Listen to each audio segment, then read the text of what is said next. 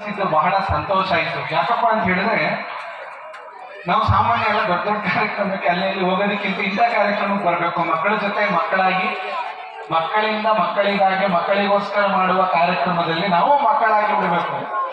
ಎಲ್ಲ ನಮ್ಮ ಬಿಸಿ ಶೆಡ್ಯೂಲ್ಗಳನ್ನ ಬಿಟ್ಟು ಮಕ್ಕಳಾಗಿ ಬಿಡಬೇಕು. ನಿಮ್ಮೆಲ್ಲರಿಗೂ ಕುವೆಂಪು ಗೊತ್ತಾ? ಕೇಳಿದ್ರ? ಇಲ್ಲಿ ಮಹಾಜನತೆಗಳೇನಿದ್ದೀರಿ, ಕುವೆಂಪು ಹೆಸರು ಕೇಳಿದ್ರ? ಇಲ್ಲಿ ಹೆಣ್ಮಕ್ಳು ಜಾಸ್ತಿ ಬಂದಿದ್ದೀರಿ. ನಿಮ್ಮ ತ್ಯಾಗ ಮನೋಭಾವನೆಯನ್ನ ನಾನು ಬಹಳ ಇಷ್ಟಪಡ್ತೀನಿ. ಯಾಕೆಂದ್ರೆ ಧಾರಾವಾಹಿಗಳನ್ನ ಬಿಟ್ಟು ಬಂದಿದ್ದೀರಲ್ಲ, ಜಗತ್ತಿನ ಅತಿ ದೊಡ್ಡ ತ್ಯಾಗ ಇದು. ಇಂಥ ತ್ಯಾಗನ ನೀವು ಮಾಡಿದ್ದೀರ ಅಂತ ಹೇಳಿದ್ರೆ, ಶನಿವಾರ ಧಾರಾವಾಹಿ ಇರಲ್ವಾ? ಶನಿವಾರ ಭಾನುವಾರ ಸಾಮಾನ್ಯ ಕೆಲವು ಧಾರಾವಾಹಿಗಳು ಕಟ್ ಮಾಡಿರ್ತಾರೆ. ಇದು ಹಿಡಿದಿರೋ ಕೊಟ್ಟು ಇರ್ಲಿ. ವಿಚಾರ ಇಷ್ಟ. ನಿಮ್ಗೆಲ್ಲ ಕುವೆಂಪು ಗೊತ್ತಿರ್ತಾರೆ, ಹೌದಾ? ಕುವೆಂಪು ಅವ್ರು ಗೊತ್ತಾ? ನಾಡಗೀತೆಯನ್ನ ಬರೆದವರು, ರೈತ ಗೀತೆಯನ್ನ ಬರೆದಂತಹ ಕುವೆಂಪು ಅವರ ಶಿಷ್ಯರು ಇರ್ತಾರೆ. ಅಂತಹ ದೊಡ್ಡ ಪದವಿಯಲ್ಲಿ, ರಾಷ್ಟ್ರಕವಿ ಪದವಿಯಲ್ಲಿ ಇದ್ದಂತಹ ವ್ಯಕ್ತಿಗಳು, ಅವ್ರ ಜೊತೆ ಇದ್ದಂತಹ ಶಿಷ್ಯರು ಮಕ್ಕಳ ಆಟಿಕೆಯನ್ನು ಯಾವ ತರ ಆಡ್ತಾರೆ ಮತ್ತು ನಮ್ಮಲ್ಲೂ ಕೂಡ ಮಕ್ಕಳ ಮಗುತನ ಹೇಗಿರ್ತಾರೆ ಅದಕ್ಕೆ ಒಂದು ಉದಾಹರಣೆ. ನಿಮ್ಮೆಲ್ಲರೂ ಮಹಾತ್ಮ ಗಾಂಧಿ ಗೊತ್ತಾ? ಮಹಾತ್ಮ ಗಾಂಧಿ ಗೊತ್ತಾ?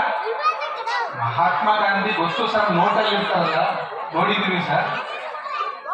ಮಹಾತ್ಮ ಗಾಂಧೀಜಿಯವರು ಬೆಂಗಳೂರಿಗೆ ಬಂದಿದ್ದಾಗ ವೈಟ್ ಫೀಲ್ಡ್ ಏರಿಯಾ ಆಗ್ತಿದೆ.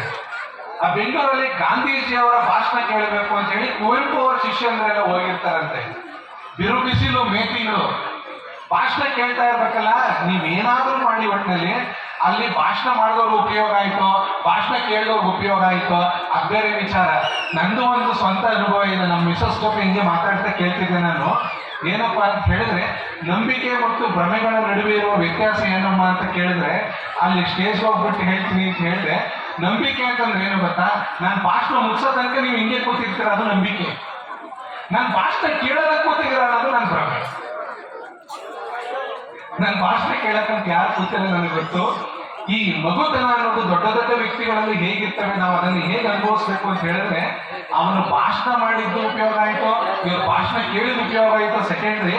ಅಲ್ಲಿ ಐಸ್ ಕ್ರೀಮ್ ಮಾಡೋನು ಮಾತ್ರ ಉಪಯೋಗ ಆಯಿತು. ಒಳ್ಳೆ ವ್ಯಾಪಾರ ಆಯಿತು. ಐಸ್ ಕ್ರೀಮು, ಸೌತೆಕಾಯಿ, ಐಸ್ ಕ್ಯಾಂಡಿ ಕಡ್ಡಿ ಬರ್ತಿತ್ತಲ್ಲ, ಮತ್ತು ಪೆಟ್ಟಿಗೆ ತುಂಬ್ಕೊಂಡ್ಬರ್ತಿದ್ನಲ್ಲ, ಚೆನ್ನಾಗಿ ಚೀಪ್ಕೊಂಡಿದ್ದು ನಿಂತಿದ್ರು. ಅವಾಗ ಏನ್ ಮಾಡಿದ್ರಂತೆ, ಪಕ್ಕದಲ್ಲಿ ಕೂತಿದ್ರು ಪ್ರಭುಶಂಕರ್ ಕೈ ತೊಳ್ಕೊಳ್ಬೇಕು, ನಲ್ಲಿಯಲ್ಲಿ ಏನ್ರಿ ಅಂತ ಹೇಳಿದ್ರೆ, ಏನ್ ತಲೆ ಕೆಡ್ಸ್ಕೊಂಡ್ಬಿಡಿ, ಮುಂದ್ಗಡೆ ಇದನ್ನಲ್ಲ ಅವ್ನ ಜುಬ್ಬು ಕೊರ್ಸ್ಬಿಡಿ ಸಾಕು ಅಂತಂದ್ರೆ, ಅವ್ನ ಜುಬ್ಬು ಕೊರ್ಸ್ತೀರಂದ್ರಿ, ಅವ್ನು ಗೊತ್ತಾದ್ರೆ ಒಡೆಯಲ್ವ ನನ್ಗೆ ಏನ್ ಕೇಳ್ತಾರಂತೆ. ನೀವೇನು ತಲೆ ಕೆಡ್ಸ್ಕೊಂಡ್ರೆ ಅವ್ನು ಗೊತ್ತಾಗಲ್ಲ, ಒರೆಸಿ ಪರವಾಗಿಲ್ಲ ಅಂತಂದ್ರಂತೆ. ಇಲ್ಲ ಸರ್, ಅವ್ನು ಗೊತ್ತಾದ್ರೆ ಬೈತಾರೆ. ಈಗ ನಾನು ನಿಮ್ಗೂ ಒರೆಸ್ತೇನೆ, ನಿಮ್ಗೆ ಗೊತ್ತಾಯ್ತಾ? ಈ ತರ ಮಗುತನ ಅನ್ನೋದು ನಮ್ಮಲ್ಲೆಲ್ಲ ಇರ್ತದೆ. ಆದ್ರೆ ನಾವೇನ್ ಮಾಡ್ತೀವಿ, ಬಿಗುಮಾನ, ನಮಗೆ ದೊರಕಿರ್ತಕ್ಕಂಥ ಸಮಯವನ್ನ ನಮ್ಮ ಮಕ್ಕಳ ಜೊತೆಗೆ ನಾವು ಕಳೆಯೋದನ್ನ ಮರೆತುಬಿಟ್ಟಿರ್ತೀವಿ. ಈ ಮಹಾಪೋಷಕರಲ್ಲಿ 2 ವಿಚಾರ ಹೇಳ್ಬಿಟ್ಟು ನಾನು ಹೊರಟೋಗ್ತೀನಿ. ದಯವಿಟ್ಟು ಮಕ್ಕಳ ಮುಂದೆ ಈ ನಿಮ್ಮ ದುರಾಭ್ಯಾಸಗಳನ್ನ ಮಾತ್ರ ಮಾಡಿ. ನನ್ನ ಕಳಕಳಿಯ ಮನವಿ, ಮಕ್ಕಳ ಮುಂದೆ ಕೆಟ್ಟ ಕೆಟ್ಟ ಪದಗಳನ್ನ ಬಳಸಿ ಮಾತನಾಡೋದಿರ್ಬೋದು, ಮಕ್ಕಳನ್ನ ತೊಡೆ ಮೇಲೆ ಕೂರಿಸ್ಕೊಂಡು ಬೀಡಿ ಸಿಗರೇಟ್ ಸೇಯೋದಿರ್ಬೋದು.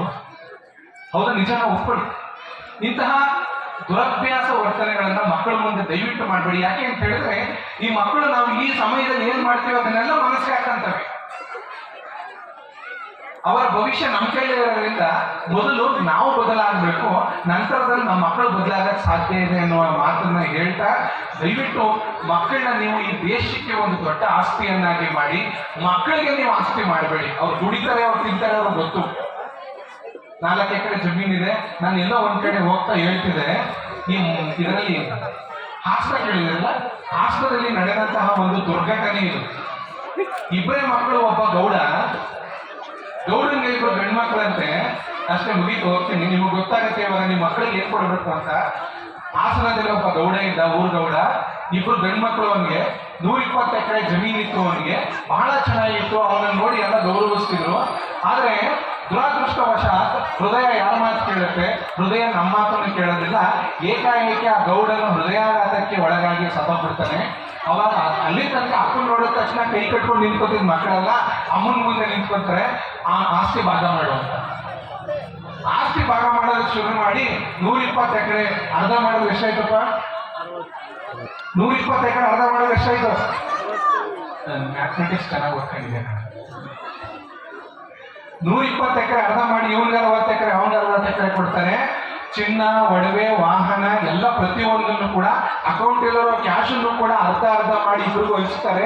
ಅಂದ್ರೆ ಮನುಷ್ಯನಿಗೆ ಇಷ್ಟು ಸಿಕ್ಕಿದ್ರು ಆಸೆ ಅನ್ನೋದು ಇದೆಯಲ್ಲ, ಯಾವ ರೀತಿ ಇರುತ್ತೆ ಅಂತ ಹೇಳಿದ್ರೆ, ಇವ್ನಿಗೆ 60 ಎಕರೆ ಜಮೀನು, ಅವನ್ಗೆ 60 ಎಕರೆ ಜಮೀನು ಕೊಟ್ಟರ ಮಧ್ಯೆ ಒಂದು ಗೀಟ್ ಹಾಕ್ತಾರಲ್ಲ, ಹಾಳಾದ ಒಂದು ಜಾಲಿ ಮರ ಬಂದ್ಬಿಡುತ್ತೆ ಕಣ್ರಿ. ಗೊತ್ತಲ್ಲ ಜಾಲಿ ಮರ, ಗೊಬ್ಬಳಿ ಮರ, ಒಂದು ಗೊಬ್ಬಳಿ ಮರ ಬಂದ್ಬಿಟ್ಟಿರ್ತದೆ. ಅಲ್ಲಿ ಗಲಾಟೆ ಮಾಡಕ್ ಶುರು ಮಾಡ್ತಾರೆ ಇವರಿಬ್ರು ಸೇರ್ಕೊಂಡು. ಏನಕ್ಕೆ ಗೊತ್ತಾ, 60 ಎಕರೆ ಜಮೀನ್ ಬಂದಿದೆ, ಎಷ್ಟೋ ತೊಲ ಚಿನ್ನ ಬಂದಿದೆ, ಬೆಳ್ಳಿ ಬಂದಿದೆ, ಪಾತ್ರೆಗಳು ಬಂದಿದ್ದಾವೆ, ಕ್ಯಾಶ್ ಬಂದಿದೆ. ಆದ್ರೆ ಇವರಿಬ್ರಿಗೂ ನೆಮ್ಮದಿ ಇಲ್ಲ. 60 ಎಕರೆ ಜಮೀನ್ ಮಧ್ಯೆ ಕರೆಕ್ಟ್ ಆಗಿ ಇದ್ದಿದ್ದು ಒಂದು ಜಾಲಿ ಮರಕ್ಕೋಸ್ಕರ ಜಗಳ ಆಡ್ಕೊಂಡು ಹೊಡೆದಾಡ್ಕೊಂಡು ಇಬ್ರು ಮಚ್ಚಲ್ಲಿ ಹೊಡೆದಾಡ್ಕೊಂಡು ಸತ್ತೋಗ್ಬಿಡ್ತಾರೆ. ಬದುಕು ಇಷ್ಟೇ. ನಾವು 60 ಎಕರೆ ಜಮೀನು ಸಂತೋಷ ಪಡಲಿಲ್ಲ, ಒಂದು ಜಾಲಿ ಮರಕ್ಕೋಸ್ಕರ ಗುದ್ದಾಡ್ಕೊಂಡು ಸತ್ತೋದ್ವಿ ಅಂತ ಹೇಳಿದ್ರೆ, ಈಗ ಆಲೋಚನೆ ಮಾಡಿ ನಿಮ್ಮ ಮಕ್ಕಳಿಗೆ ಯಾವ ರೀತಿ ವಿದ್ಯಾಭ್ಯಾಸವನ್ನ ನೀವು ಕೊಡಬೇಕು ಅಂತ.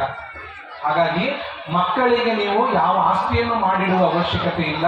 ನಿಮ್ಮ ಮಕ್ಕಳನ್ನ ಈ ದೇಶಕ್ಕೆ ದೊಡ್ಡ ಆಸ್ತಿಯನ್ನಾಗಿ ಪರಿವರ್ತಿಸಿ ಎನ್ನುವ ಒಂದು ಸಂದೇಶವನ್ನು ಕೊಡ್ತಾ ಇಷ್ಟು ಹೊತ್ತು ನನ್ನನ್ನು ಸಹಿಸಿಕೊಂಡಂತಹ ನಿಮ್ಮೆಲ್ಲರಿಗೂ ಶರಣಾರ್ಥಿಗಳನ್ನು ಅರ್ಪಿಸಿ ನಾನು ನಿರ್ಗಮಿಸ್ತೇನೆ.